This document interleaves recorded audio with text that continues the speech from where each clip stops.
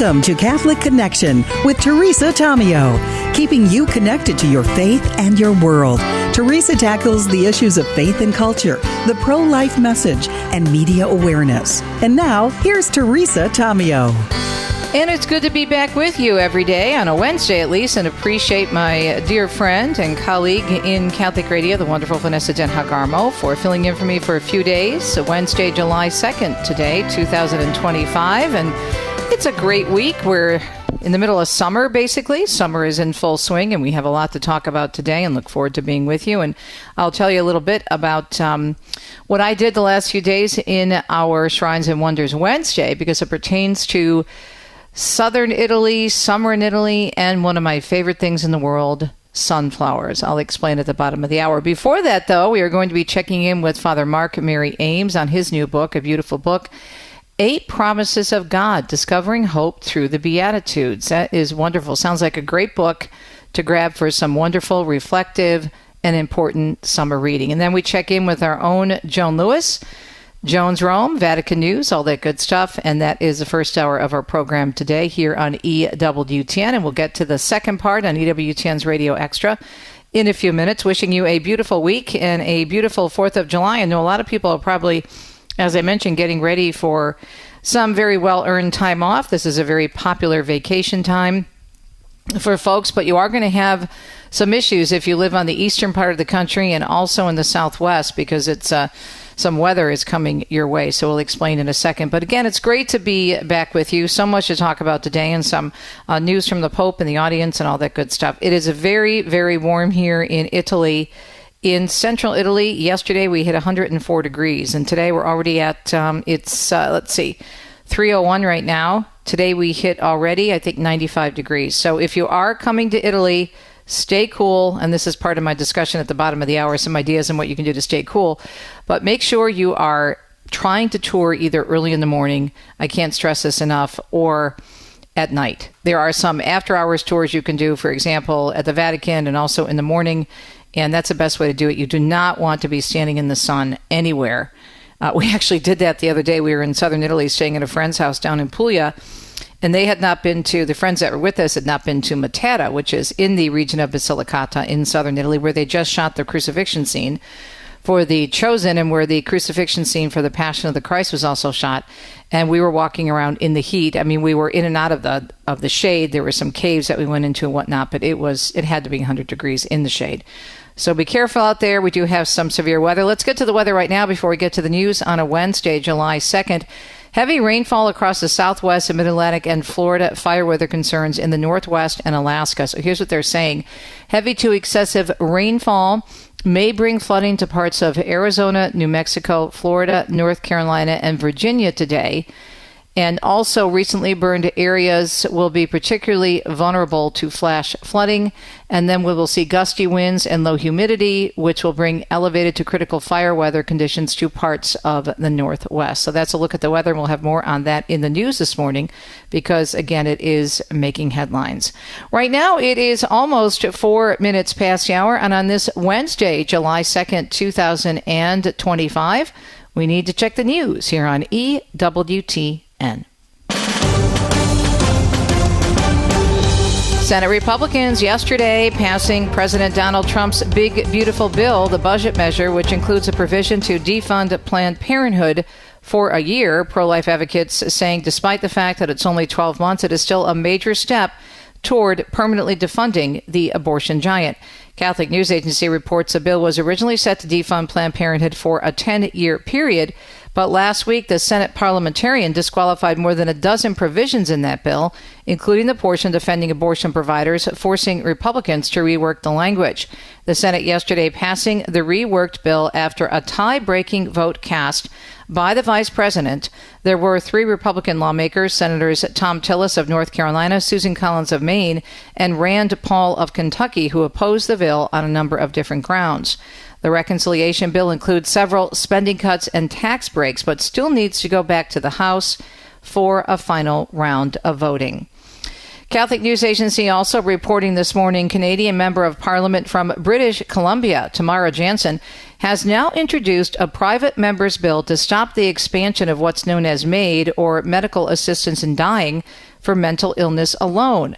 Her bill would amend the criminal code to prevent mental disorders from being considered a grievous and irremediable medical condition for the purpose of assisted suicide. The bill was read a first time in the House of Commons last month and is set for a second reading at the next sitting of the House.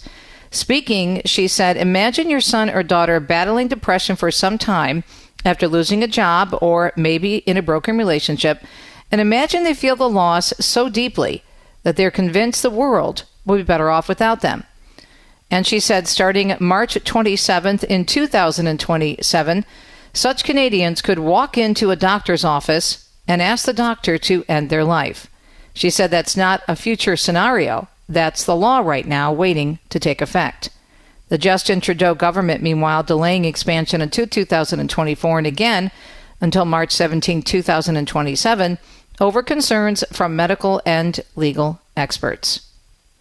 The University of Pennsylvania is banning biological males from taking part in its women's sports program. The education department announcing yesterday it had reached a deal with the university months after accusing it of violating Title IX rules when it allowed a biological male athlete to join the women's swim team. The agreement would also mandate that that person in question have records removed and her national titles taken away. She calls herself Leah Thomas. It's not clear if the NCAA will rescind that Division I championship win in 2022. The childhood home of Pope Leo XIV has now been sold to the town. The sale of the tiny post-war home in Dalton, Illinois, approved by the village board yesterday for an undisclosed price, although the owner said it was less than he thought he would get. With this once-in-a-lifetime, and I will say this is a once-in-a-lifetime opportunity, we can either seize this moment and move it forward, or we can let that moment go to an investor. That's Dalton Mayor Jason House. The town is hoping the site, which has already attracted pilgrims, will provide an economic boost to a region that's been struggling for years. The Pope's parents brought the brick house brand new all the way back in 1949. Mark Mayfield tells us in other news this morning, the president says Israel has agreed to a 60-day ceasefire in Gaza. He posted on Truth Social, Israel has agreed to the necessary conditions to finalize the deal. Trump added he hopes it brings peace to the region. He also warned Hamas to take the offer, saying it will not get better, it will only get worse. There's no word yet on Hamas' response to the proposed deal. Trump's announcement comes as Gaza health officials say over 56,000 Palestinians have been killed in the war with Israel. I'm Mark Mayfield. Republican House leaders saying they hope to have the big, beautiful bill on the president's desk by Friday, although weather may put a wrench into things. House Speaker Mike Johnson said he's not sure Republicans will have full attendance for a vote on this morning, actually, on the rules package for the GOP mega bill, as some lawmakers have not made it back to D.C. over the bad storms. Well, we're having weather delays getting everybody back right now, but assuming we have a full House, we'll get it through the Rules Committee in the morning. We'll move that forward to the floor, and hopefully we're voting on this by tomorrow or Thursday at latest. The Senate narrowly passing the massive spending package yesterday morning. Johnson adding he was monitoring the delays but had to play the cards that are dealt to him. Republicans holding a small margin in the House, where Democrats expect to have all of their members present for the voting this morning. And as you heard in the weather and also the previous story, severe storms are expected and already are causing travel issues for folks in certain areas, including the Northeast, ahead of the 4th of July holiday. The I-95 corridor from New York to D.C. will likely see strong storms with damaging wind gusts exceeding 60 miles per hour, possibly. Flash flooding is also possible from Maine all the way down to North Carolina, with Baltimore and D.C. seeing the highest level of threat. Most of the storm threat is expected to be over the East Coast tomorrow. Brian Shook tells us the Defense Department is pausing a weapons shipment to Ukraine. Officials say Defense Secretary Pete Hegseth ordered the halt due to concerns about shrinking U.S. military stockpiles. The move comes weeks after Hegseth ordered a review of the U.S. munitions inventory. Government sources say the U.S. stockpile has been depleted after years of sending weapons to Ukraine in its war against Russia. I'm Brian Shook.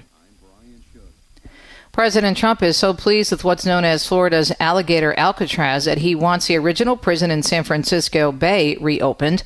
Trump traveled to the Sunshine State yesterday, touring the new detention facility for illegal immigrants in the Everglades. The president later posting, "We're going to look into renovating and rebuilding the famous Alcatraz prison sitting high on the bay surrounded by sharks." Alcatraz was shuttered back in 1963 and became a national park. And President Trump and the Democratic Socialist candidate for New York City Mayor Zohran Mamdani continue to criticize each other. On Tuesday, Trump even threatening to arrest him if he interferes with ICE operations in the city. We don't need a communist in this country, but if we have one, I'm going to be watching over him very carefully on behalf of the nation. Mamdani beat Andrew Cuomo by 12 points in the Democratic primary and is favored to become the next mayor of New York City. Natalie Migliori, meanwhile, tells us that the FBI and the Department of Homeland Security say lone wolf attacks pose the biggest threats to the Big Apple and the city of San Francisco this 4th of July weekend. The warning comes from internal bulletins ABC News has obtained, a warning of copycat attacks and homegrown extremists. Officials warn attacks in New York City and San Francisco could be motivated by world events, with the agency specifically worried about bad actors entering July 4th celebrations with weapons or other hazardous materials. It comes weeks after a man in Boulder, Colorado attacked a crowd marching in support of Israeli hostages, and months after a driver rammed into New Year's revelers in New Orleans. I'm Natalie Migliori, NBC News Radio. Televangelist Jimmy Swaggart has passed away at the age of 90. His family confirming the news on Facebook yesterday. Kate Fisher has more on the man considered a pioneer in bringing the church into people's homes through the medium of television. At its peak in the mid-1980s, Jimmy Swaggart Worldwide Ministries had a television presence in more than 140 countries. He founded the Sun Life Broadcasting Network and the Family Worship Center in Baton Rouge, Louisiana, both of which his family still runs. He, a cousin of the late rocker, is also a cousin of the late rocker Jerry Lee Lewis, and famously responded to a 1988 sex scandal by admitting to sin and adultery during a televised church service. He was eventually defrocked by the Assemblies of God Church. And Lululemon is suing Costco over its alleged sale of knockoff leggings, hoodies, and jackets, as Tammy Trujillo tells us. The Canadian athleisure giant accuses Costco of violating its patents by selling items infringing on the designs of Lululemon's ABC pants, the Define jackets, and the Scuba zip-up hoodies. The suit claims Costco is tricking customers into thinking they're buying authentic Lululemon items under a different brand. Lululemon is asking the wholesaler to stop selling the items and seeks monetary damages. I'm Tammy Trujillo. And the trash is piling up in Philadelphia as a strike by the city's largest workers' union enters day number 2. That strike going into effect yesterday after the two sides failed to reach an agreement on a new contract. The union represents about 9,000 city workers employed in sanitation, street maintenance, airport services, and other departments.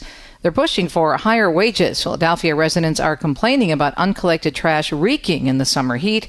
City officials have offered a map of collection centers where residents can dump their trash during the strike. We hope you're having a great Wednesday morning. It is Wednesday, July 2nd, 2025. Good to be back with you here on Catholic Connection. And we're moving into, can you believe it, the 4th of July weekend. And if you're taking a vacation, maybe you want to grab a copy of Father Mark Mary Ames' new book to take with you. Always can use some good reading, especially about the Lord. 8 Promises of God. Discovering hope through the Beatitudes. We'll discuss on a Wednesday. Up next, stay tuned. You're listening to EWTN.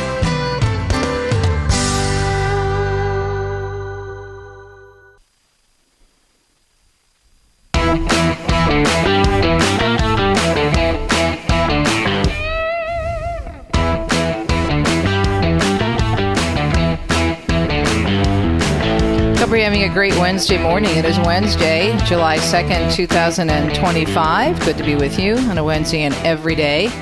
A lot to discuss, and we are working on getting our next guest about his book, 8 Promises of God. And apparently the weather affected his travel and his communication, so we're working on that. In the meantime, we're also trying to get a hold of Joan Lewis to see if she can do the old switcheroo and maybe join us now as opposed to later, but on in the show. But I did want to mention that we have a very interesting Shrines and Wonders coming up. We're going to talk about several different things about Italy. And I don't know if any of you have ever been to Italy in the summertime, but the sunflowers, especially in central Italy and in Tuscany to the north and also in Piedmont, they're crazy. They're everywhere. And I love sunflowers because they just make me happy. They're big and they're bright and they always, I don't know, they just always make me smile. And they follow the sun. They do. They move with the sunlight. It is the coolest thing. How do they do that? I know, it's amazing. We're going to talk about that at the bottom of the hour. And also a lot about traveling in the summertime in Italy. And I'll share with you some of the places where we visited in the region of Puglia and also the region of Basilicata.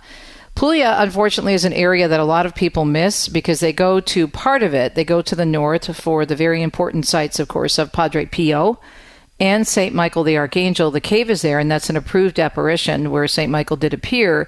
But oftentimes people don't go further south than San Giovanni Rotondo, and they are missing so much because we have, as I mentioned, we have, oh my goodness, so many different places. We have Aberobello, the home of the Trulli houses that are there. We have Pugliano Amari, which is a beautiful seaside village. We have Lecce, the Florence of the South. We have Ostuni, the White City. I could go on, but I'll save it for the next segment. But it's just super important when you're planning a trip to Italy to kind of think about places that you may not have been before or may not even be thinking about going if you have a particular place or activity on your bucket list for Bella Italia. So anyway, something to talk about. Apparently, our priest friend is not available on his book, 8 Promises of God, Father Mark Mary Ames, 8 Promises of God, Discovering Hope Through the Beatitudes. Hopefully, we can catch up with him another time. And Joan Lewis is not available at this point either, but she will be joining us at 30 minutes past the hour. 18 minutes past the hour now. I would like to talk to you about the gospel reading for today, which is from the Gospel of St. Matthew. I don't know if you had a chance to do your readings, but this is the demoniacs, the 2 demoniacs that were coming from the tombs and met Jesus. And this is from Matthew 8, verses 28 through 34. They were so savage that no one could travel by that road, and they cried out, "What have you to do with us, Son of God? Have you come here to torment us before that appointed time?" Some distance away, a herd of many swine was feeding. The demons pleaded with him, "If you drive us out, send us into the herd of swine." And he said to them, "Go then." They came out and entered the swine, and the whole herd rushed down the steep bank into the sea, where they were drowned. The swineherds ran away. And when they came to the town, they reported everything, including what had happened to the demoniacs. Thereupon the whole town came out to meet Jesus. And this is why I wanted to talk about this, since our friends couldn't join us at this point. The whole town came out to meet Jesus. Now, hearing that he did this to the demoniacs who were causing all kinds of problems in the area, don't you think the response would be, "Thank you. Oh my goodness, this is amazing. We are so grateful what you've done for us." But no, what did they do? Thereupon the whole town came out to meet Jesus, and when they saw him, they begged him to leave their district. Did you catch that? He just performed another miracle, a big one. But they begged him to leave. Why would they do that? I mean, according to these verses from Matthew, these demoniacs were so savage that no one could travel by that road. So obviously this was a bit of an inconvenience for the town. But they didn't want to thank Jesus because, and this is my own interpretation, I think they were afraid of what he was doing. There's an old saying, the devil that you know is better than the devil you don't know. And sometimes when we are confronted in whatever way, shape, or form the Lord may be coming to us, not that he's forcing himself on us, he never does, but sometimes when we come head to head with something very powerful, very dramatic, that God is either asking us to do, or we have an experience that we do not want to recognize as godly, as God coming into our lives, we turn our backs and we walk away. And some of it could be simply maybe not having enough confidence in ourselves or thinking that God doesn't care about us enough, that he certainly couldn't want to get our attention. What does he have to do with me? Why would he want me to do this sort of thing? And many times it's because we are afraid. We're fearful of what this encounter will do to our little world. I mean, imagine this. Again, think about it. We have to read scripture slowly and place ourselves, do like a Lectio Divina. We really should do this, a divine reading, every time we read scripture. The fact that these two possessed beings were so ugly that people had to avoid a certain area. And travel certainly was very, very difficult back in the day. And they probably had very few passageways in those days as well.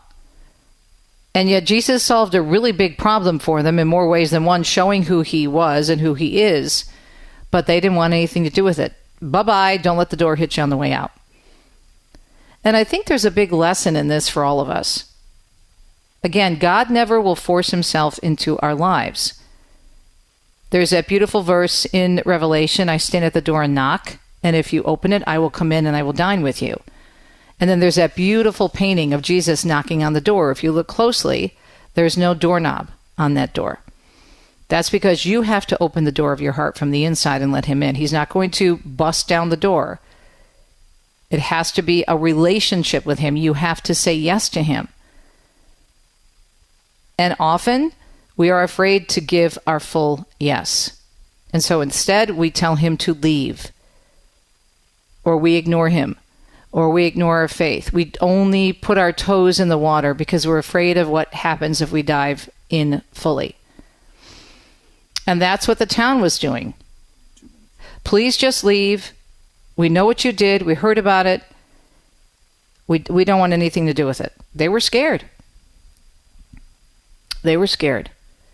And so I think if we think about the gospel today and we reflect, how have we been like those town people who rejected Jesus in the miracle of removing the possessed people from the town, the demoniacs?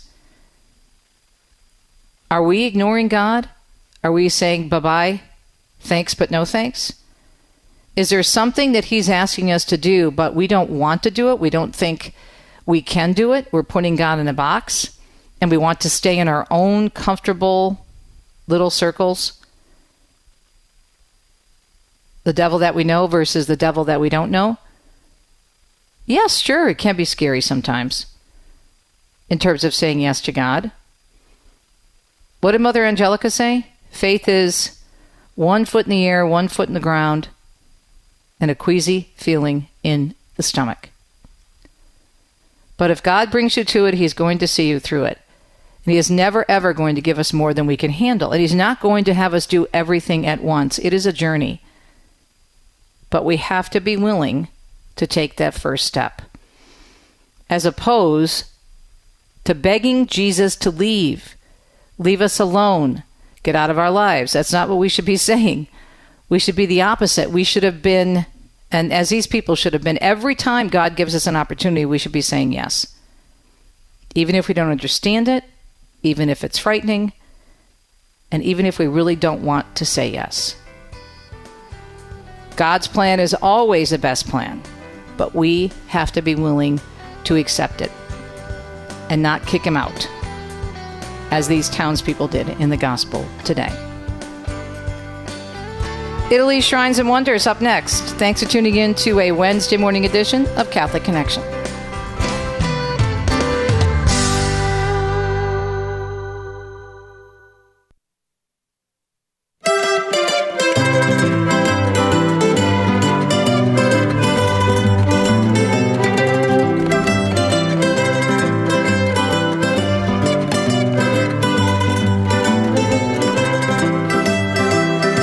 Welcome back, Catholic Connection. We're having a great Wednesday morning, July 2nd, after our Italy's Shrines and Wonders Wednesday, based on my book, Italy's Shrines and Wonders, from EWTM Publishing.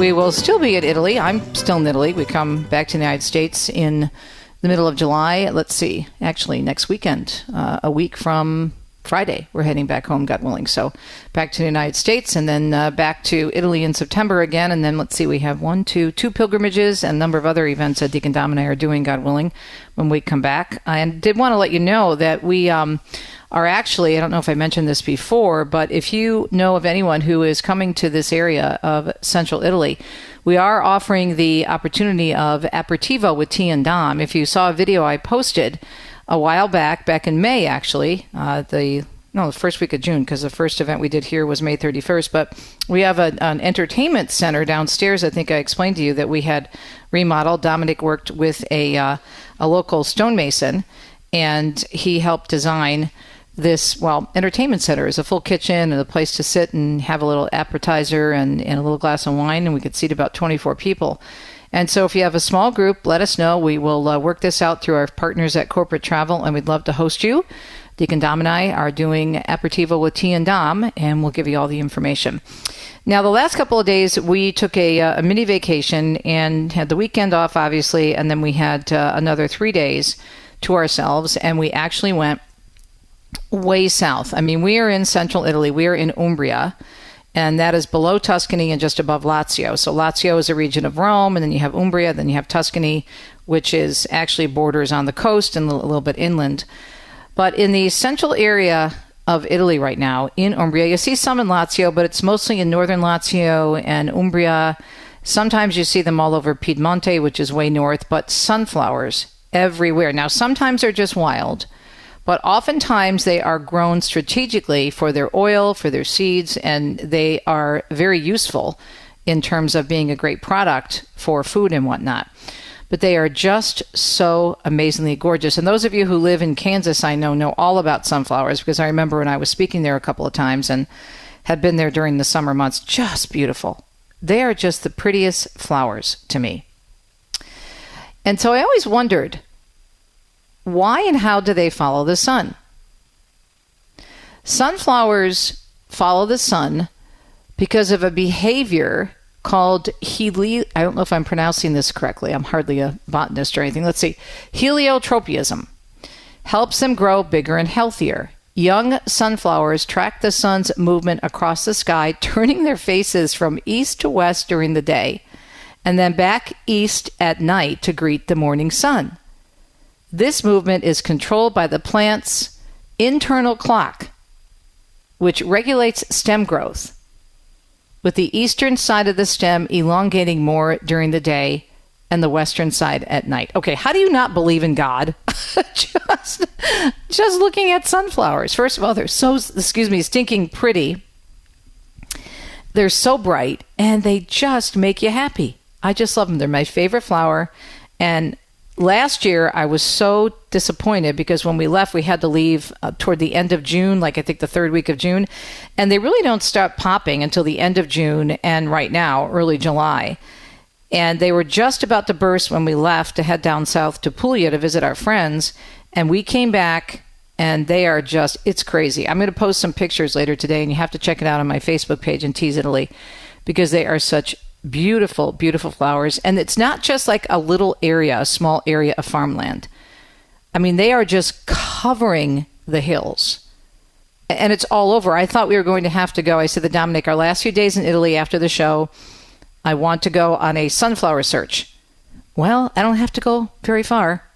There are 5 or 6 huge sunflower fields within half a mile of our little village in central Italy. And even outside our doors, in the field behind our village, huge sunflowers are about to burst. So one good thing about being in Italy in the summertime, the sunflowers, they are absolutely breathtaking. And they remind me of Jesus because of the sun, as in capital S-O-N.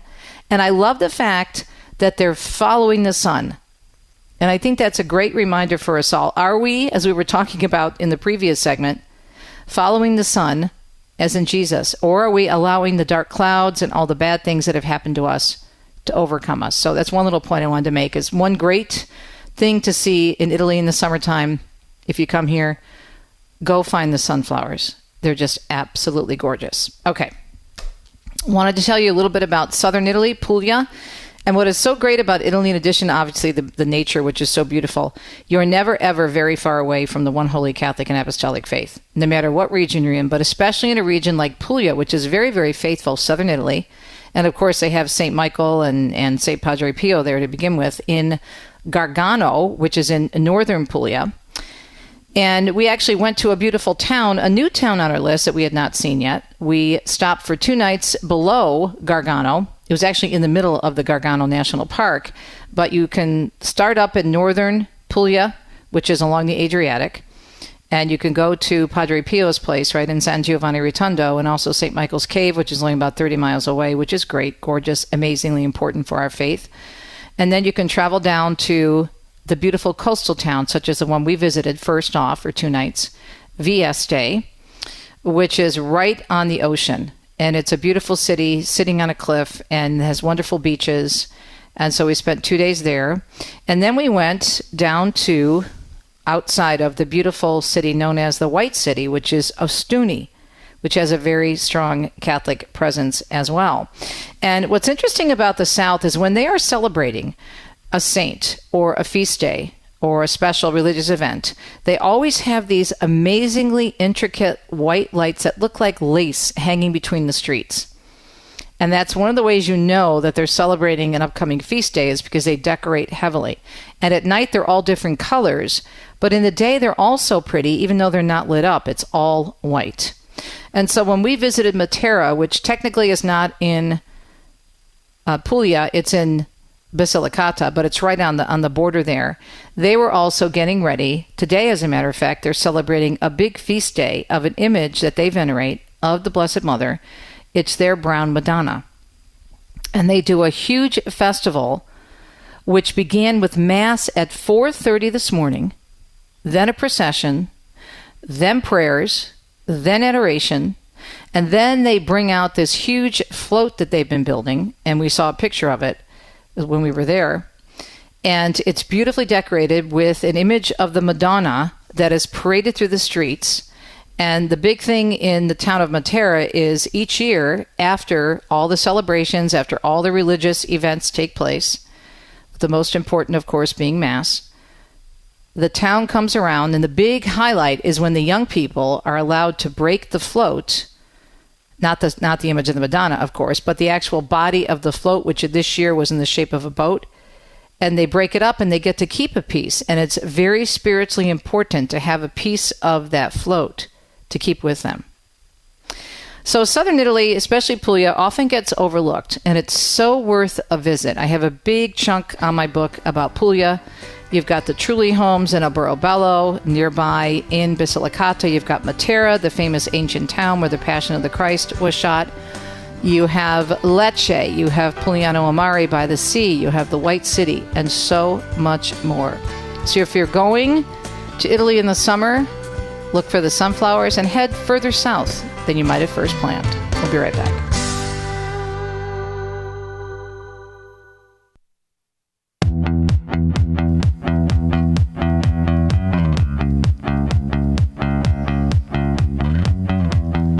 And we remain in Italy as we go to Rome, this time from Umbria down to Rome with my dear friend, Joan Lewis. Okay, so what's the temperature in the Eternal City? Is it like 96 here in Umbria? Well, how about 104? Yeah. That's what they said. Wow. It's 40 degrees Celsius, which is 104 in Fahrenheit. And you know what? I mean, Teresa, I went out today because they had asked me to come by home baked to celebrate my birthday. And I was supposed to go Monday, and I had 2 invitations anyway. So, just you get dressed. Everything you do is slow. And you don't have hot coffee, you have cold coffee, etc. Mm-hmm. So I did go to Home Baked, and it's just looking out in the street at the tourists coming from St. Peter's Square. Where, by the way, St. Peter's Square, if I go out my front door, let's say I'm in the sunshine, but then I go down to St. Peter's Square, it's about 5 or 6 degrees warmer in the square. Mm-hmm. So, but how do they do it? I had relatives in town unexpectedly a few days ago, and they spent, I think it was either Monday or Tuesday, in Pompeii. Teresa, anybody listening to us, anybody who's been to Pompeii, you can't even imagine what the word heat or hot or scorching, means unless you're there. So the main thing is, folks, just if you have to cut something out of your routine for the day as a tourist, do it. Relax, be on the shady side of the street. Make sure you're dressed comfortably, obviously. Don't, And I advise people to wear cotton and linen. I mean, man, woman, or child. Those are going to be much better than any synthetic. Make sure you have water. Oh, and by the way, folks, those of you who come to Rome, all the little fountains you see on the street that spew water out, it's perfectly wonderful to drink. It's just about the best water you're going to get. So there are tips for staying cool. Those are just a few of them, and just don't overdo it. Why risk heat stroke or something worse? So well, the other thing too is if you overdo it, period, and especially when it's hot, you are not going to remember anything. You're just going to be so exhausted, and everything is just going to blur over. And I always tell people, if you can avoid coming in the summer months, and I know some people can't because they want to take their children and the kids are in school, then try to get the early morning Vatican tours or do something. They do have some special after-hour tours. They are a little bit more expensive, but as Joan said, you cannot stand in St. Peter's and wait in line in this heat. It's just impossible. I was telling you during the break that we were down in Matera over the weekend with our friends, the Hales, and of course, Dr. Liz and Thomas Williams. And because John and Kristen had not been to Matera yet, Deacon Dom and I had been there many times, but I never get tired of going. But it was really ridiculously hot. I mean, there were some shady places that were able to stand, but still, it was crazy. But what's going on with the Pope? Was he at the audience today? There was no audience. Because, that's what I figured. As of July, that had been announced some time ago, and I published it on my blog yesterday, by the way. As of today, throughout July, there are no Wednesday audiences. In fact, the Pope, God bless his soul, goes to Castel Gandolfo on Sunday. Good for him. Good for him. Oh, Teresa, I am so excited. Everybody, the minute the Vatican announced that he was going to go there, I mean, you almost could hear the rejoicing in the street, because those of us who cover the Vatican, the people who live in all the towns, Castel Gandolfo and all the nearby towns, everybody was just rejoicing that, after 12 years, they were going to have a Pope back at Castel Gandolfo. And, of course, who more than anybody else? And I think you and I even wrote each other about this. The townspeople of Castel Gandolfo. For 12 years, so, no Pope staying there. And so people never thought of Castel Gandolfo as a papal, residence or anything. But years ago with John Paul and Benedict, the thing is they would spend actually much longer periods of time in the summer. And John Paul, when he'd come back from a long apostolic trip, he'd go to Castel Gandolfo for just even a few days. But the townspeople loved the Pope. He'd be on the balcony maybe, for an Angelus. But the stores did business, the restaurants did business. And even if you went a weekend when the Pope wasn't there, people still knew this was a residence. So things are coming back to life, and stores are sprucing up, and merchandise is increasing. So everybody's excited about him going to Castel Gandolfo. And what that means, folks, is that he'll be basically on vacation for 2 weeks. There will be no weekly audiences. There will be no private audiences. And he's got to have that time. Teresa, you and I and anybody listening, we know whatever our job is, we know we've got to have time off just to readjust, and good for the body and soul. And a Pope needs that perhaps more than all of us put together. So God bless you, Pope Leo. And you know what? Those audiences, too, for people to go see him, it's much more intimate because it's such a smaller area. And it's so pretty. I think it's going to drive more people to those towns, those hill towns south of Rome, Frascati and Castel Gandolfo. It's such a pretty area that a lot of people don't see. Oh, it's so gorgeous. And it is usually a little bit cooler than it is in Rome. And hill towns, as they're called. And yes, the Pope's schedule does include a few Angelus, Sunday Angelus, but again, not the Wednesday audience. But no, it's going to be very, very exciting. And last weekend is probably when he needed a vacation, because last Friday he had ordained 32 new priests for Rome, a big event in St. Peter's Basilica. And then Sunday, of course, was the imposition. Oh, this was wonderful. Last weekend, 54 new archbishops, metropolitan archbishops, were in town to receive, as is always done on June 29th, Feast of Saints Peter and Paul, to receive the pallium from the Pope. Now, the pallium is this, white woolen circular band worn over the shoulders with a piece in front and a piece hanging down in the back with 6 black embroidered crosses. And this is the symbol of their authority as a metropolitan archbishop, and then they're linked to the See of Peter. So it's only metropolitan archbishops and the Pope who wear these. But Pope Francis had changed the ceremony in 2015, ordering that the palliums be bestowed on archbishops in their home diocese by the nuncio to their country.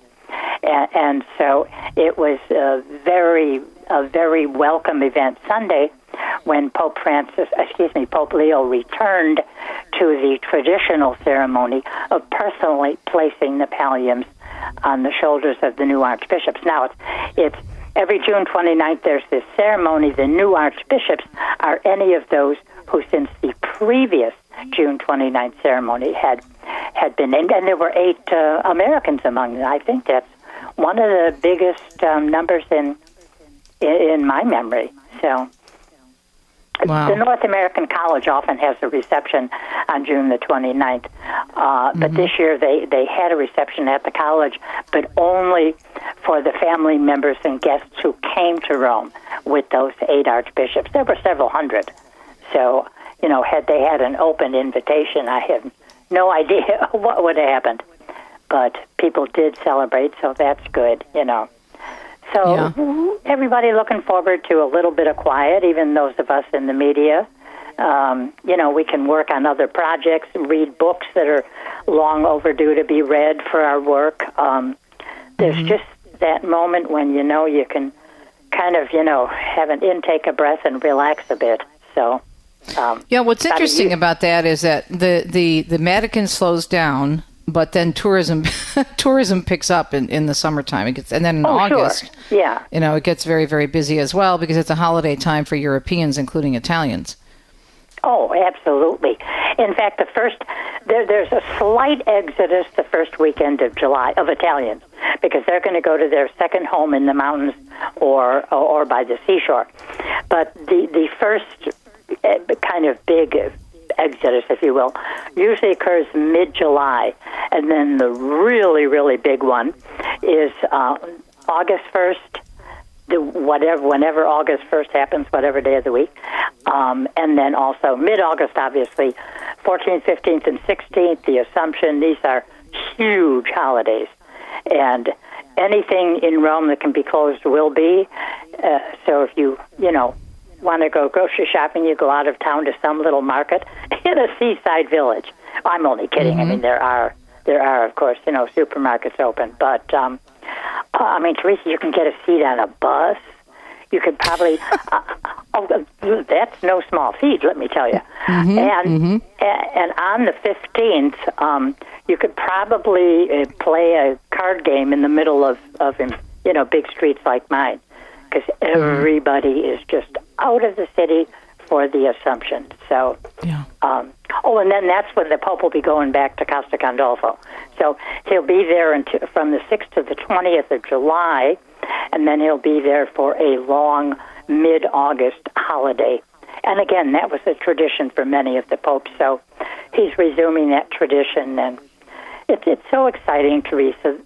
You just kind of, not that anybody's making a big thing of it, in the media, some are, but just the way that the Pope is returning to so many traditions that have laid dormant, if we want to say it that way, for 12 years. And you look at him placing the pallium on the archbishops. He will move in when all the work is done. He will move into the apostolic palace and the papal apartments. I mean, there was water leakage. You can't imagine the stuff that happened over 12 years of nobody living there. You still had to check out the heating system and probably didn't do any dusting, but heating and water system, you had to check out all that. So he'll move back there. He's going to Casa Gandolfo. And even small things, which the ordinary layman might not think of. But, Teresa, think of the pictures of the Pope with lots of heads of state recently, the vestments that he wears. There's an actual protocol for when you meet a head of state, and there's a different protocol for a vestment when it's a Catholic head of state. And he probably knew all of those before he became Pope.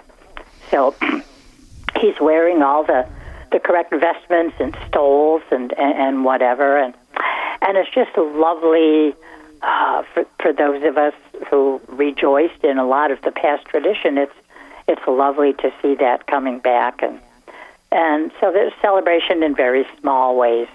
Well, I think what's great about it is that we've seen so many reports about people coming into the church or coming back to the church. And one of the things that they're drawn to, and you and I know this, is the tradition, the beauty of the church. And he is embracing that fully. And he is letting people know that he wants them to embrace it as well. He's setting an example, which I think is just fantastic. Joni, we are out of time, my dear, but it was a great catching up with you, and stay cool. And thank you, Jesus, for whoever invented air conditioning. You and I are both saying that someday maybe that person should be canonized. Yeah, exactly. Willis Carrier, my wonderful producer, Richard found it for us. Willis Carrier is the inventor of air conditioning. God bless him. I'm telling you, because... that's right. Carrier. My gosh. Yeah. In fact, they furnished the air conditioning for the Sistine Chapel. Well, there you go. There you go. All right, my dear, have a great... I know you're going to be at a very special 4th of July event. I wish we had time to talk about it, but you can tell us about it next week. That'll be a lot of fun. Have a great weekend. Happy 4th. God bless America.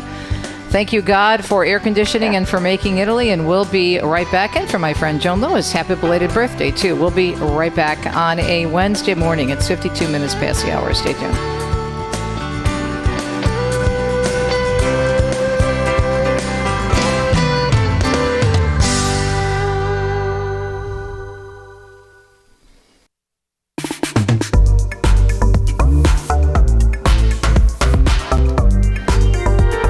July 2nd already. It's a Wednesday, 2025. Great to be with you on the EWTN Global Catholic Radio Network. Coming up in the second hour, EWTN's Radio Extra, we are going to be having 2 segments with Nikolas, Nikas, and Bruce Green. They're both with the Bioethics Defense Fund. They are going to be sharing not only their concerns, of course, about preparing to make end-of-life decisions and the beautiful influence that church teachings can and should have on those decisions. They also are sharing those thoughts with our friends at EWTN Television on various programs, and we'll tell you where we can find them. This is a very important topic because so many people do not know what the church teaches on end-of-life decisions. And they think that the church is all about, the church is so mean, they just want people to suffer. No, that is not the case. If people would just take the time to reach out to people like Nikolas and Bruce and others, such as the National Catholic Bioethics Center, they would have a much better understanding of the beauty of church teaching, but how the church can help aid us in all areas of our life, from womb to tomb, quite literally. So we'll discuss. And I don't know if they've been following the situation in Canada at all that we mentioned in the news. We'll see if they have anything to say about that as well, if they're open to talking about it, because I do have some questions. So I think it's going to be a very, very important discussion. I hope you can stay tuned for it. It is with the Bioethics Defense Fund.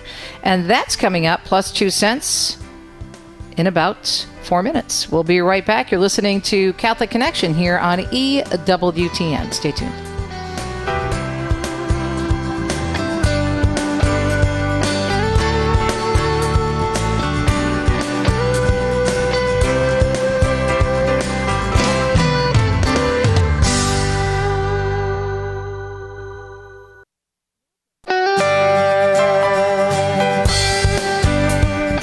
Welcome to Catholic Connection with Teresa Tomeo, keeping you connected to your faith and your world. Teresa tackles the issues of faith and culture, the pro-life message, and media awareness. And now, here's Teresa Tomeo. Hope you're having a beautiful Wednesday, July 2nd. And of course, we have a major holiday coming up in just 2 days in honor of the birth of our nation, 4th of July. God bless America. Indeed, and it's a beautiful holiday and one that has great Christian roots, and never let anyone tell you differently. And we'll talk more about that as the week progresses, especially with Father Mitch Pacwa, who will be joining us tomorrow. But today, we are going to be talking about something else super important, and I'm so glad to see that these two men are spending time here in our studios to share their insights and their thoughts on this issue, especially when we see what's going on in Canada right now. Catholic News Agency has a big story on this, and we'll read it in the news. It's one of our lead stories this morning in the newscast. But we are going to be blessed by the presence in studio of Nikolas, Nikas, and Bruce Green. They're with the Bioethics Defense Fund, and they're in town talking about the importance of preparing to make end-of-life decisions and how church teachings can inform those decisions. And as I was saying, as I was wrapping up the first hour of the show this morning, that so many people do not know what the church teaches on end-of-life issues and how those teachings can help us greatly and what's available to us. And that many dioceses offer people that are available to help provide that information and to point people in the right direction so they do these things properly according to church teaching. And now with our crazier than ever culture of death society, especially when we see what's happening in Canada, it's like you have to know what's going on. You have to be aware, and you have to know what the church teaches. So I look forward to talking to them about that as well, plus T's 2 cents coming up after the break on a few different topics. But again, really important subject matter this morning with Nikolas, Nikas, and Bruce Green with the Bioethics Defense Fund, the importance of preparing to make end-of-life decisions. So you may have heard Joan Lewis and I talking about the weather here in Italy, and it's just absolutely incredibly warm.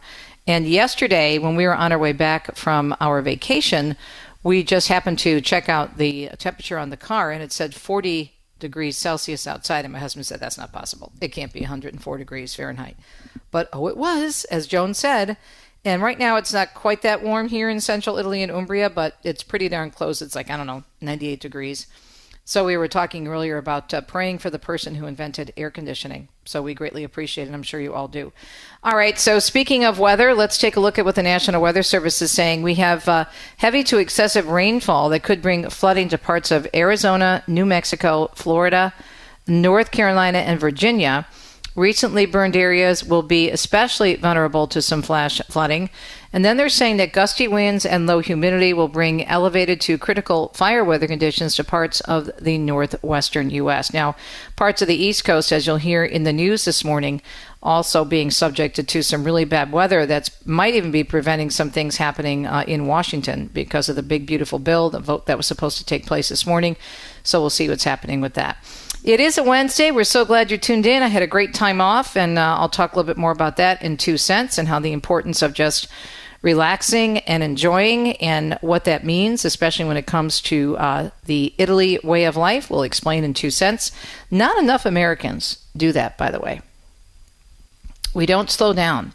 We pack our vacation time so much that when we get back, we need a vacation from our vacation. So we'll talk about that in 2 cents. Right now, though, it is already almost 4 minutes past the hour. It's a Wednesday. We're glad you're tuned to the second hour of Catholic Connection here on EWTN's Radio Extra. Let's check the news on a Wednesday, July 2nd on EWTN. Senate Republicans yesterday passing the president's big, beautiful bill, a budget measure including a provision to defund Planned Parenthood, but only for a year. Even with just a year, pro-life advocates are saying it's a major step toward permanently defunding the abortion giant. Catholic News Agency reports the bill was originally set to defund Planned Parenthood for 10 years, but last week the Senate parliamentarian disqualified more than a dozen provisions in the bill, including the portion defunding abortion providers, forcing Republicans to rework the language of that measure. The Senate yesterday passing the reworked bill after a tie-breaking vote that was cast by the vice president. And 3 Republican lawmakers, Senators Tom Tillis of North Carolina, Susan Collins of Maine, and Rand Paul of Kentucky, opposed the bill on various grounds. The reconciliation bill, which includes several spending cuts and tax breaks, though, still needs to go back to the House for a final round of voting. Canadian Member of Parliament from British Columbia, Tamara Jansen, has introduced a private member's bill to stop the expansion of medical assistance in dying for mental illness alone. Her bill would amend the criminal code to prevent mental disorders from being considered a grievous and irremediable medical condition for the purpose of MAID. The bill was read a first time in the House of Commons on June 20th and is set for a second reading at the next sitting in the House. Speaking in the House, Jansen said, "Imagine your son or daughter battling depression for some time after losing a job or maybe a broken relationship. Imagine they feel the loss so deeply they're convinced the world will be better off without them. Starting in March of 2027, she said, such Canadians could walk into a doctor's office and ask them to end their life. She said that's not a future scenario. That's a law right now waiting to take effect. The Justin Trudeau government delaying expansion until 2024 and again until March 17, 2027, over concerns from medical and legal experts. The University of Pennsylvania is banning biological males from taking part in its women's sports programs. The Education Department announcing yesterday it had reached a deal with the university months after accusing it of violating Title IX rules when it allowed a biological male athlete to join the women's swim team. The agreement also mandates that the person in question, a biological male who calls himself Leah Thomas, have records removed and the national title he earned taken away. It's not clear if the NCAA will rescind the Division I championship in 2022. In other news this morning, the childhood home of Pope Leo XIV has now been sold to the town. The sale of the tiny post-war home in Dalton, Illinois was approved by the village board Tuesday for an undisclosed price, although the owner said it was less than he thought they'd get. With this once-in-a-lifetime, and I will say this is a once-in-a-lifetime opportunity, we can either seize this moment and move it forward, or we can let that moment go to an investor. That's Dalton Mayor Jason House. The town is hoping the site, which has already attracted pilgrims, will provide a much-needed economic boost to a region that has been struggling for decades. The Pope's parents bought the brick house brand new in 1949. Mark Mayfield tells us President Trump says Israel has agreed to a 60-day ceasefire in Gaza. He posted on Truth Social, Israel has agreed to the necessary conditions to finalize the deal. Trump added he hopes it brings peace to the region. He also warned Hamas to take the offer, saying it will not get better, it will only get worse. There's no word yet on Hamas' response to the proposed deal. Trump's announcement comes as Gaza health officials say over 56,000 Palestinians have been killed in the war with Israel. I'm Mark Mayfield. Republican House leaders say they hope to have the big, beautiful bill on President Trump's desk by Friday, although weather may put a wrench into things. House Speaker Mike Johnson saying he's not sure Republicans will have full attendance for a vote Wednesday morning on the rules package of the GOP mega bill, as some lawmakers have not made it back today to D.C. because of bad storms. Well, we're having weather delays getting everybody back right now, but assuming we have a full House, we'll get it through the Rules Committee in the morning. We'll move that forward to the floor, and hopefully we're voting on this by tomorrow or Thursday at latest. The Senate narrowly passing the massive spending package yesterday morning. Johnson added he was monitoring the delays but had to play the cards that are dealt to him. Republicans holding a small margin in the House, where Democrats have said they expect to have all their members present for voting. And severe storms are as expected. Well, you're hearing already that there are some problems in D.C. to cause travel issues for people in the Northeast ahead of the upcoming holiday weekend. The I-95 corridor from New York to Washington will likely see strong storms with damaging wind gusts exceeding 60 miles per hour. Flash flooding is also possible from Maine all the way down to North Carolina, with Baltimore and D.C. seeing the highest level of threat.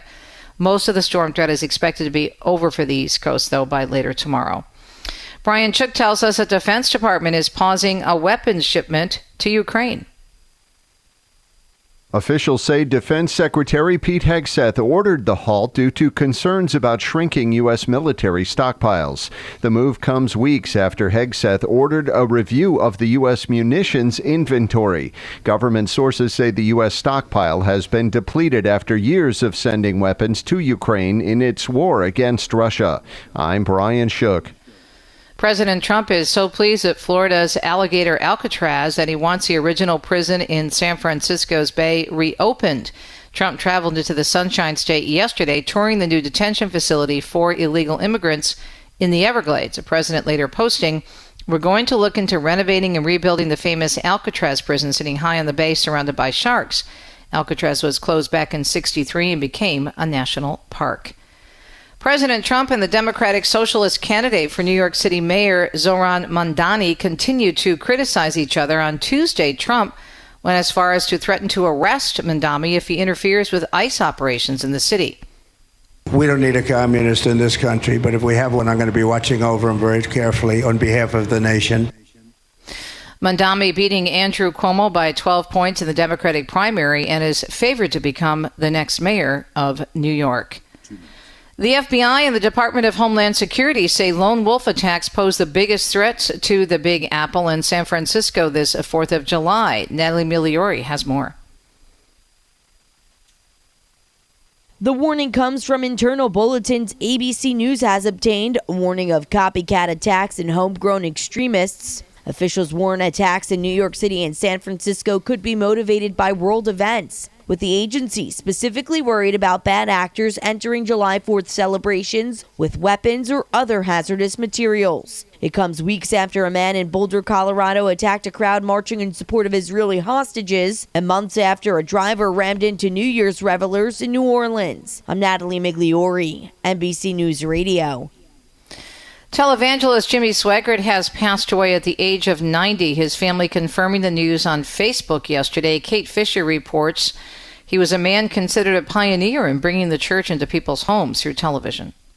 At its peak in the mid-1980s, Jimmy Swaggart Worldwide Ministries had a television presence in more than 140 countries. He founded the Sun Life Broadcasting Network and the Family Worship Center down in Louisiana, both of which his family still runs. He is a cousin of the late rocker Jerry Lee Lewis and famously responded to a 1988 scandal by tearfully admitting to sin and adultery during a televised church service. He was eventually, though, defrocked by the Assemblies of God Church. Tammy Trujillo tells us Lululemon is suing Costco over its alleged sale of knockoff leggings, hoodies, and jackets. The Canadian athleisure giant accuses Costco of violating its patents by selling items infringing on the designs of Lululemon's ABC pants, the Define jackets, and the Scuba zip-up hoodies. The suit claims Costco is tricking customers into thinking they're buying authentic Lululemon items under a different brand. Lululemon is asking the wholesaler to stop selling the items and seeks monetary damages. I'm Tammy Trujillo. And how about this happening in this heat? The trash is piling up in Philadelphia as a strike by the city's largest workers' union is entering now day number 2. The strike going into effect yesterday after the two sides failed to reach an agreement on a new contract. The union represents about 9,000 city workers employed in sanitation, street maintenance, airport services, and other departments. They're pushing for higher wages. Philadelphia residents are complaining, as you can imagine, about uncollected trash reeking in the summer heat. City officials have offered a map of collection centers where residents can dump their trash during the strike. Hope you're having a beautiful Wednesday as we move into the holiday weekend. Some more Catholic Connection on EWTN Radio Extra coming your way. Stay tuned.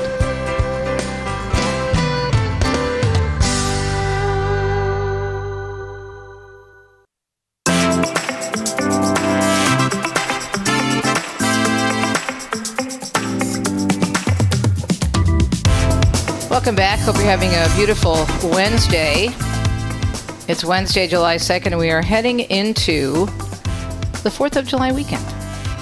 And here's what I wish for you this 4th of July. I wish that we all, myself included, would make sure that we do not take our faith and our country for granted and the connection between the two. For starters, in 2 cents this morning, I think sometimes we forget. And living in a foreign country now half the year, even though, of course, my heritage is from Italy, I really appreciate our country. I mean, I appreciate Italy. It is beautiful. But of course, I was born and raised in the United States of America, and I'm very grateful for that. And despite all the problems that we have and the many issues, it's still the greatest country in the world, although Italy is pretty close for me to that, to the top of the list. But there's so much that is connected to faith. And we need to not forget it. And one of the things I love about Italy is they don't forget it. They're very still faith-filled, especially in the smaller towns, and they just go all out to celebrate the faith. I was talking in my Italy Shrines and Wonders about a big event that's going on in Matera. Matera is in southern Italy. It is in the region of Basilicata, and that is next to Puglia. And if you're looking at Italy as a boot, right? It's actually on the back of the heel. It's the heel of Italy. In Matera, there's a little area of Basilicata that juts just about into the area of Puglia. They actually used to be one region, but now there's two regions. But the reason I'm bringing this up is for our 2 cents this morning. If Italy has taught me anything, in addition to really not being afraid to celebrate faith and to celebrate the saints, it also has taught me, and it has not been easy. It's been years in the making, being raised in America. It's taught me to slow down and to really appreciate life. I mean, I always appreciated beauty. Even when I was away from the church, I was always amazed by nature. And I had enough common sense, at least a little bit, to realize that all of this doesn't happen, just like, by, coincidence or happenstance. That there has to be an ordered design. If you remember in the first part of the program in Italy Shrines and Wonders, I was talking about sunflowers and how sunflowers have it in their internal clock to follow the sun. And we see that so much here in Italy because they're all over the place, especially now. They start to really pop, as I mentioned, at end of June and early July. And we really did slow down, even though we had a lot of driving to get to our locations over the weekend for our mini vacation. And we really did enjoy everything. And it makes such a difference in your vacation. And many people, again, are planning vacations right now when you slow down and savor something. You say, stop and smell the roses, stop and smell the cappuccino and drink the cappuccino slowly. A funny story, I guess some of my American was coming out, but a couple of weeks ago we were with our neighbor, Adriana, and she was helping us with yet another item that we had to deal with in terms of making sure all of our government papers were in order. And we stopped at the local bakery, which is also a coffee bar, which usually is the case in Italy. And we had a beautiful cappuccino and a cornetto, which is basically like a croissant, only I think they're better and more tasty. I'm just saying, I'm probably somewhat biased, but the cappuccino was so good because it's so hot and it's so foamy and it's so pretty. And Dominic and I were drinking it apparently too quickly. And she corrected us and said, Teresa, you must slow down and savor the cappuccino. You Americans, you do everything so fast. And as I said, I'm still learning. We're both still learning. And this weekend, we really did try to slow down, especially when we were in the southern region of Italy and Puglia. It just really lends itself to that because it's so beautiful. And you have the ocean right there, the Adriatic, and there is just so much to take in and to enjoy in terms of the beauty. And in my book, Shrines and Wonders, I actually have a section here on savoring Italy. Let me just read a little bit. And this is from page 7. And there's a picture of gelato, a great picture of gelato, and it says, slow down and enjoy the gelato. After we had taken several trips to the boot, family members and friends began asking me for advice in planning their dream trip to Italy. Before I knew it, I had spent hours and hours detailing the best places to eat, stay, shop, play, and pray, as they say on my website, travelitalyexpert.com. Finally, with the encouragement of my friend John Hale, I started my travel coaching service. Since 2019, I've advised a long list of satisfied customers on how to make the most of their time in Italy. With so many people pouring into Rome for the Jubilee year, I decided it was time to write this one-of-a-kind guidebook, Italy Shrines and Wonders. I wanted to offer a faith-based resource that would offer more than getting you from one tourist attraction to the next. Italy is an encounter with greatness on so many levels. Even if you only have a week to spend, this book will teach you to experience Italy as it is meant to be savored and not merely checked off your bucket list. And so I'm asking you, as you enter into this holiday weekend, how will you be savoring your time?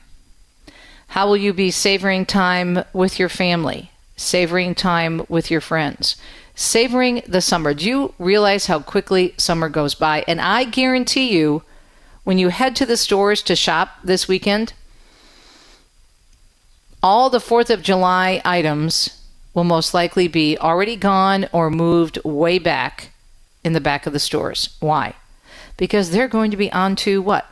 Back to school and Halloween. And yes, might I go so far as to say even Christmas. In America, consumerism, the world, the commercial world, retailers, they don't want us to savor anything. They want us to always be quickly moving on and moving on and moving on and buying something for the next holiday when we haven't even had a chance to slow down and enjoy the time in front of us. And one of the things we've learned to do so well in Italy, and hopefully we're getting even better at it, is to really savor. I can't tell you how many times I have stopped to pull over to the road just since we got back last night, at least 3 times, to just look at the sunflowers. Just to stop and look at the sunflowers because they are just so beautiful to me. That's my favorite flower. And it's one thing to see a beautiful sunflower or maybe a bunch of sunflowers in the florist or the supermarket because they just attract your attention because they're so pretty. It's an entirely different experience when you see the bright yellow against a blue sky. And many of you, as I was saying earlier, if you're living in Kansas, you know this all too well. I've been to Kansas when the sunflowers burst, and it's just gorgeous. But you just need to savor it because before you know it, they'll be gone. Before you know it, this weekend will be over. Before we know it, you'll be getting your kids ready for back to school. Before we know it, it will be Halloween. It will be the Feast of St. Francis in October. And soon enough, it'll be Christmas. So I just suggest think about what your plans are for this weekend. Of course, put God on the list. Hopefully you can get to Mass on Friday to thank God for this amazing country of America. God bless America. But what else are you doing? Take some time to take your Magnificat, your Bible, your favorite Catholic book. Maybe there's a book on your shelf that you've been meaning to read. Maybe you can do that this weekend. Or maybe you can just sit at your picnic table or go to a local park and just savor the summer sights and sounds. And be peaceful. Be still and know that He is God. Our happy place here in Italy is our balcony along the back of our apartment that overlooks the fields of Umbria. Right now, they're about to pop with sunflowers. I can't wait. Sitting there any time of year just slows us down. We still have not gotten the TV. We've been here. This is our 3rd year. We're not going to. I don't want to disturb our peace. I'm a news junkie already. But the one thing we love to do in the morning, go out there and have our coffee and do our readings, and at night, eat dinner on the balcony. And then we just sit. May sound strange, but we just sit and look out at the beauty. And we watch the birds, and we look at the tractors, and we look at the shades of the fields and how the clouds, when they come over, they change the colors of the field and they look different. We watch the sunset. That's our entertainment. God is entertaining us. But we wouldn't even notice it if we didn't slow down. So just think about that as we're entering into an opportunity to slow down because it's a holiday weekend. Don't do too much over these next 2 days. Be still and know that He is God. We'll be right back.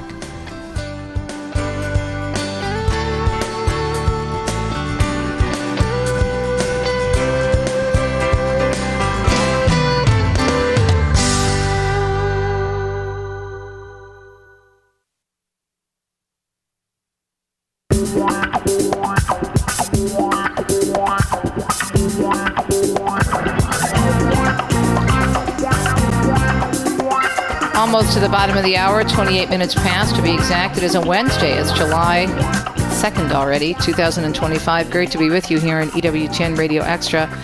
Also great to have Nikas, actually, and Bruce Green from the Bioethics Defense Fund, both of whom are at EWTN headquarters to tape some shows. Gentlemen, thanks for joining us. Appreciate it. We're going to be talking about the importance, as you've been doing, of course, in the other interviews that you've been sharing, the importance of preparing to make end-of-life decisions and how church teachings can help us with that. And thanks, guys, for coming in studio. Really appreciate it. Nikolas, let me go to you first. So where have you been at EWTN? What have you been doing? I understand you've been taping some shows, which is awesome. Thanks for doing that. Yes. We got in last night. I live in Phoenix. Bruce is in Tucson. And we're going to meet with Father Mitch at noon, and then we're going to do the live program. There was supposed to be something we were going to do, but that got postponed or canceled. So I think you and Father Mitch are on the menu. There you go. There you go. So basically with Father Mitch, what will you be focusing on? I know you take questions and whatnot, but what are you hoping to cover? Well, I think we're going to cover, and I'll let Bruce speak too. I think we're going to cover the book, why we wrote it, the question and answer format, what are the obstacles to making good moral decisions at the end of life. And then I don't know if there's questions that will be, I don't know if it's before a live audience or I haven't seen the format, but hopefully help people understand the importance of preparing before there's a crisis. Because once the crisis hits, it's very difficult to think clearly. So, Bruce, I'm going to let you tell us about the Bioethics Defense Fund, what you do and where people can find you online. Well, the Bioethics Defense Fund is an organization that really started, I think, it's a little over 20 years ago now. And it is really rooted in legal work, constitutional legal work on bioethical issues. It has developed into a very strong teaching work on bioethics. One of the things that, and I'm merely a special counsel for special projects for Bioethics Defense Fund, but Nick has developed a work where he goes all over the United States, even in other countries from time to time, and he debates, largely he speaks, but he debates issues, whether it's in medical schools, law schools, universities. He debates bioethical issues like abortion rights and euthanasia, assisted suicide, IVF, all of those kinds of things. So it's turned into a very significant educational ministry, but also one that's sort of a form of bioethical apologetics. And which is, hugely important. Go ahead, finish it. I didn't want to interrupt. It is. And it's really one of those niche ministries or works that hardly exists anymore. That's a pretty difficult context in which people who deal with these issues could go, and there are just not many people who do that. And he's developed quite a work in that, and that's how the book came up.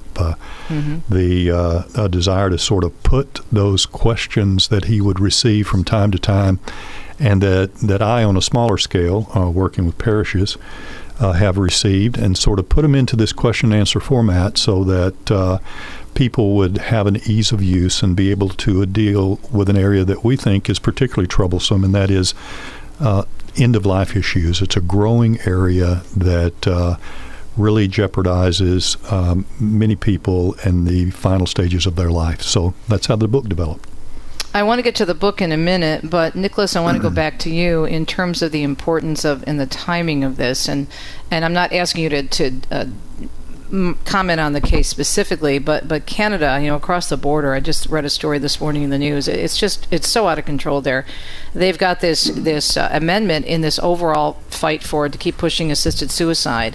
What they're looking at that could take effect in 2027 is someone who is depressed, someone who is struggling. Maybe they're in a broken relationship. Maybe they're literally struggling from depression, but they can go into a doctor's office and say, basta, I'm done, exit stage left, and have that doctor give them what is necessary to take their own life. And we're just so far gone, it seems, in our culture. What are you seeing are the big areas in terms of this issue, the so-called assisted suicide, euthanasia?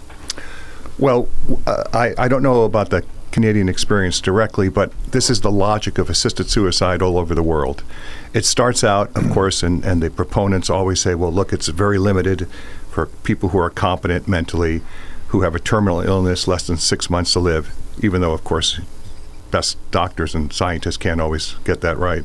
And that's the argument they make. But then, of course, the logic of assisted suicide is, well, why deprive people? How about people who have chronic illness? They're not going to die, but they're in great pain, or people who have mental illness. And so the logic moves all the way down until you get basically people saying, you go from assisted suicide, which is bad enough, to active euthanasia, where someone else makes a decision that, well, if you knew how you were living, you wouldn't want to live this way.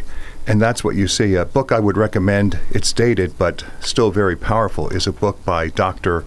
Herbert Hendon, MD, called Seduced by Death. And he talks about the logic you see in the Netherlands years ago when assisted suicide started out, again, supposedly limited to competent people, 6 months to live, who know what they're doing, and then it moved to chronic illness, and then it moved to mental illness, and then got to a point where physicians would go in and look at patients and say, well, you wouldn't want to live this way, and then actively euthanize them. So there's no, not only is it blatantly immoral, assisted suicide, but once you accept the underlying premise, there's no principled way to stop it from becoming active euthanasia. Yeah, because I mean, again, what they're talking, and again, I'm just bringing up this case because it's just so it's so timely, and what you're talking about is what we're exactly seeing. Yeah, who's going to stop someone from saying? And if that's the case, there is no logic to it, because then why do you have suicide hotlines? How does that make any sense? Does it make any sense? It doesn't. In fact, that's what you see. On the one hand, we have the suicide contagion, right? We're concerned about people who really need treatment. They need love. They need their depression treated. We're worried about them committing suicide. On the other hand, we're legalizing it. We're giving it the sanction of the government. We're saying this is a wonderful thing. Look, here's the other thing, too. People have been, and I don't take this lightly, people have been killing themselves for millennia. If you want to take your life, there are ways to do it. You don't need the government to say, okay. But that's what they want. They want the government and the society around them to say, what we're doing is good. And of course, it's not good. It's immoral. It's profoundly destructive. Wow. It's just, you look at these things and all common sense is gone. I mean, there's so much of that going on, especially with the whole transgender agenda. But what's so important about what you do is that you cover so many different topics. I mean, as Bruce just said, and this is just huge. I mean, in terms of really providing education. And one of the things we're going to get into after the break is talking about what the Catholic Church has. And so many people do not know, which is why the education portion of this is so important, what the church teaches about these issues. And we say end of life, and that, I know we were talking about terminal illness or people who are in a sudden situation, but I think we have to look at everything because it's all encompassing now, as we mentioned, regarding the push for euthanasia. Our guests in studio this morning, Nikolas, Nikas, and Bruce Green from the Bioethics Defense Fund. They'll be on Father Mitch's program tonight. You don't want to miss it, of course, with EWTN Live this evening. We'll be right back.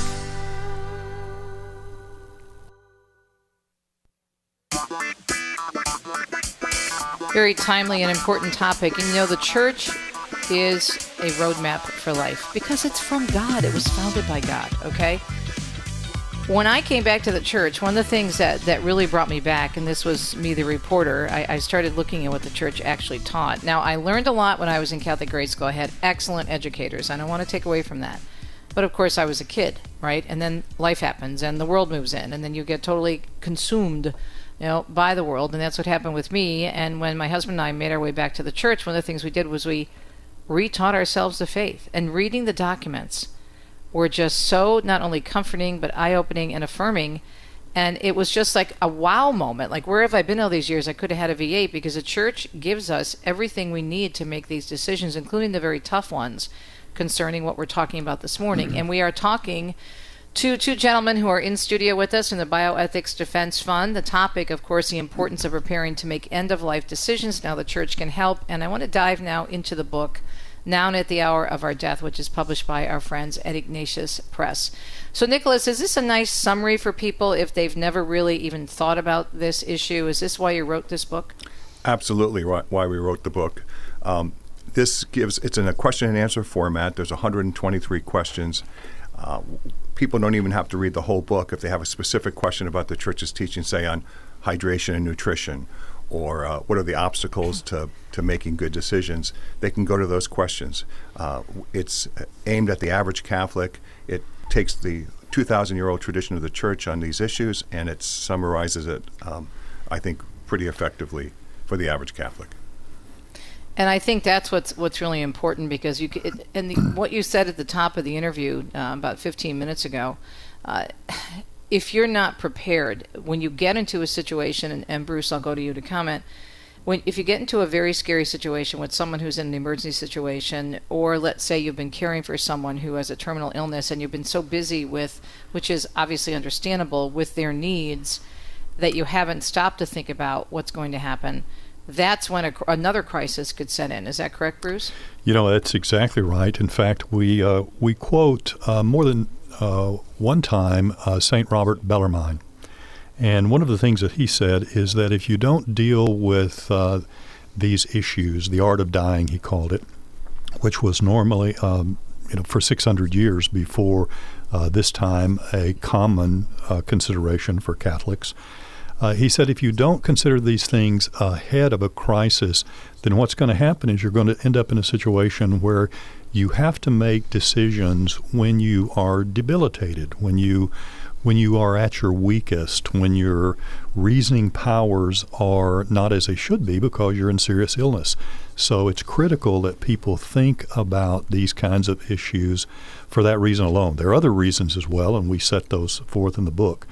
But everyone is going to have to address dying at some point. And so it's critical in order to make the right decisions to think about it before that time is upon us. And Nikolas, I'll go back to you. Do you think more people are thinking about it, or are they still putting it off, do you think? I think serious Catholics, if they reflect on the reality of life and death and eternal life, will think about it. But I think most people, Catholics included, want to avoid the topic of death altogether.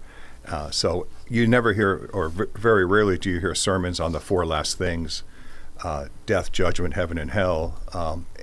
So people, I think, and I also think for the average Catholic, let's say you're in your 30s, 40s, 50s, end of life to you is 70, 80, 90 years.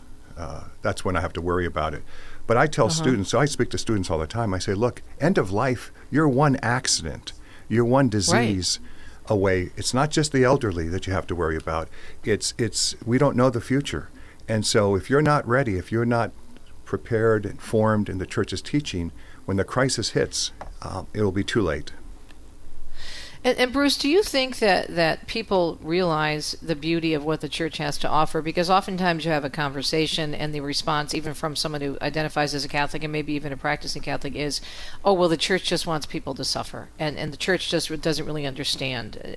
Do you think people are willing more now to take the time to read the catechism, see what the church has to say? I think that there's really not enough of that. I think you're right that people approach these kinds of issues in a very flippant manner sometimes, and especially that this is what the church teaches and they just want you to suffer, those kinds of things, which we actually deal with in the book directly. And I think that there are a number of confusions. We have a section in the book that deals with hindrances to good moral decision-making, and we outline some of those. The views of some people about their conscience is enough, that they want to have dignity with death, these kinds of things. So I think most people approach it rather shallowly in considering these things, if they consider them at all. So I think not enough attention is given to the church's teachings in these matters. And there's so much teaching. We try to we highlight it, we footnote it in the book. They're just excellent works to help us think our way through these things. But we find in our experience, and actually have some very sad stories about Catholics approaching the end of life, and it's apparent they don't think about these issues at all. So one of the reasons we wrote the book in the form that we did is in the hopes that more people would take these matters up and see what the church had to teach. Nikolas, I'm going to go back to you, and then Bruce, I want you to weigh in after I ask you this question. And just going back to my days as a street reporter in Detroit for many years, because I was in southeastern Michigan as a news person, I covered consistently, unfortunately, Jack Kevorkian. And if I heard that phrase, dying with dignity, I heard it a million times. And that's what he always talked about. Well, we're giving these people the opportunity to die with dignity. And unfortunately, the vast majority of the media, and I fought with this is even before I came back from the church, I fought with my producers about we are not giving an accurate picture about what this man is doing. I mean, I would be the one and other reporters going to talk to the coroner, the medical examiner, and hearing the medical examiner say, well, first of all, they weren't dying. And secondly, even if they were dying, there were many cases where they told me at the medical examiner's office that the people could have lived comfortably for months, even years, if they had proper care. And if they, had access to good information about, pain medication. And this person was not coming at it. These doctors are not coming at it from, a conservative or a liberal. They were coming at it from a very practical, looking at what this person supposedly had that was so horrible that they were pressured into killing themselves. And the way Kevorkian would treat the body, he would dump the body just off at the coroner's office. That's not dignified. There's no dignity in the way he or other people who were just very, macabre, and this was their thing, the way they treated the human person. And Nikolas, I'll go to you first. Your thoughts on that? Well, you bring up a great point, Teresa. When I give these talks, and I know Bruce does too, we always talk about terminology. And I tell audiences all the time, just because someone uses a term doesn't mean that they understand it the way you understand it. So Right. Death with dignity, of course, for those who advocate for assisted suicide, that's their justification. Now, true death with dignity for a Catholic would be at the end of your life, with your family surrounding you, having received all the sacraments, making a good reconciliation, forgiving people you need to forgive, asking forgiveness for those that you've offended, and while you're reading scripture and beautiful Gregorian chant is playing, you slip into eternity and the loving arms of God. Now, that's true death with dignity. That's dignity. But that's not, of course, what the world means. What the world means, or at least the advocates of assisted suicide, is we're going to allow you to kill yourself. And the government's going to say how wonderful that is. Mm-hmm. And Bruce? part of the problem with that goes to one of the other issues that we deal with in the book that's a hindrance to good decision-making, moral decision-making, these kind of contexts, is that there is a tendency that needs to be corrected through the teaching of the Church that we often find people have and we drift into, and that is the idea that I am the master of my own body. I get to choose my own death. I get to make the decision myself. We deal with this in the book under the principle of autonomy, which is a confused area too. There are certain appropriate uses for autonomy, but in our particular modern context, it is used to mean that I really need to be in control of all the decisions of my own life, which of course cuts directly against the teaching of the Christian faith. And so that's one of the areas as well. And as Nick said, a lot of the terms and phrases that wouldn't be objectionable in themselves have been co-opted, and I think we have to be frank about that. We need to warn Christian people, and especially Catholics, that a lot of the terminology they use very loosely and cavalierly have really been co-opted for evil purposes, and it's not just accidental often. So they're driving ideologies, they're driving a position that those with diabolical intent want to convey. And so Catholics need to be reminded and warned that a lot of the terminology, a lot of the issues that are out there need to be questioned. Which is true of science and technology, generally speaking, because once you take science and technology that is removed from any idea about metaphysics, then it becomes very, very dangerous. And so what you need to do is you need to question certain conclusions of science within the context of the teaching of the faith, and you also need to question certain uses of technology, and both of those are critical in end-of-life issues. They always come up. Well, you look at, for example, what's happened with the agenda behind this whole trans movement, where they say gender-affirming care. Are you kidding me?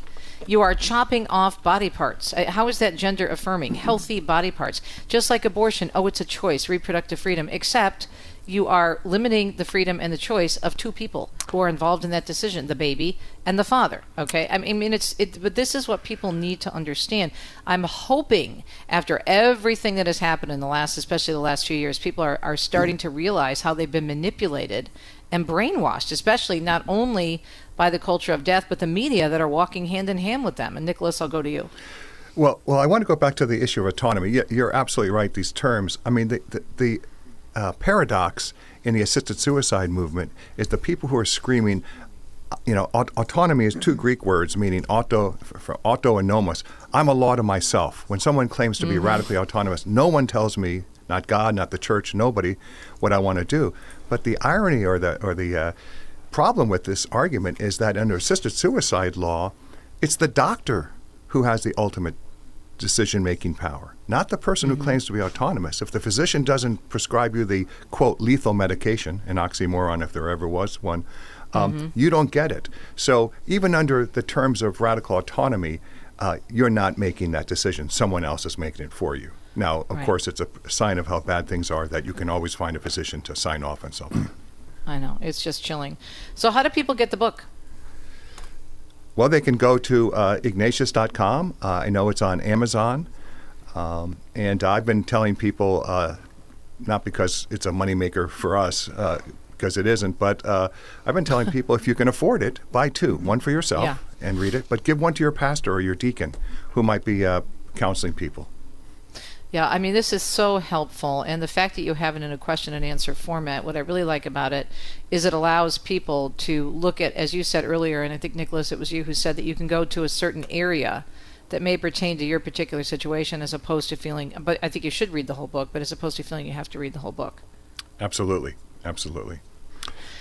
One of the things that we mentioned, Teresa and Nick has mentioned, it's in 123 questions. It's divided up into 8 parts for ease of use. Okay. And it we think is going to be very helpful for, especially for lay Catholics.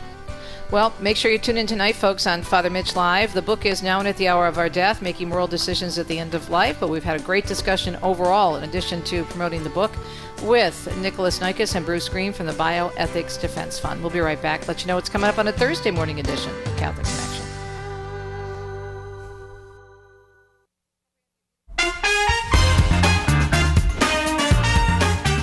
Hope you're having a beautiful Wednesday. It's July 2nd, 2025, here on EWTN Radio Extra, second hour of Catholic Connection. Good to be back. A big thank you again to Vanessa Denhart-Garmo. Coming up on tomorrow's program, we will be off for the holiday on Friday, as I hope you will too, but tomorrow and Friday and every day, I hope you still stay tuned to Catholic Radio, especially EWTN. We will have the one and the only Father Mitch Pacwa, and I want to talk to Father about freedom and the connection to our faith and freedom, and the fact that this country was founded on Judeo-Christian principles that so many people still do not want to recognize, and maybe some interesting facts about the Founding Fathers. I mean, it's a whole host of things we can talk about with Father Mitch, but I really do want to talk to him about faith and freedom, being that we are still in Religious Freedom Week, which is something put forth by the USCCB, the United States Conference of Catholic Bishops. So that will be part of the discussion, and then we're also going to be taking a look at some of the pro-life victories that are out there. And we are going to be joined by a wonderful person, Katie Daniels. She's great. She's with the Susan B. Anthony Pro-Life America organization. They do a great job of educating, raising awareness on pro-life issues, and also supporting pro-life women and other candidates who are running for office. So we've had some major wins recently on the pro-life front. And if you think about what happened in the Supreme Court regarding the whole LGBTQ and books issue, that's also pro-life. We'll talk about that as well tomorrow. Have a great Wednesday. Don't forget to catch Father Mitch tonight on the great discussion with the gentleman we just had on. Have a great Wednesday. Talk to you on a Thursday. Ciao, ciao, and an domani. See you tomorrow.